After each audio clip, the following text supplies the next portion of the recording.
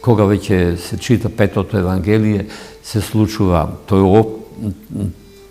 опход или движење низ коработ на црквата, кога се носи крстот, го носи обично архиереот или најстариот свештеник, се полага некаде пред олтарот крстот и се пее една стихира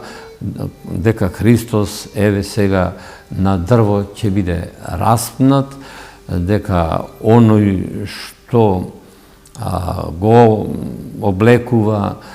небото со облаци, сега еве тој е тепан и по, како што кажав, и по плечите, шамаран по образите, исто така се поклонуваме 3 пати пред тој крст и пееме, покажи ни го светлото воскресение, укажувајќи на тоа дека нема воскресение без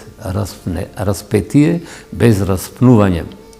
Па така гледате дека точно тоа и се случува, откако Христос се распнат, откако е положен во гроб, следува потребното негово престојување во гробот и неговото воскресение.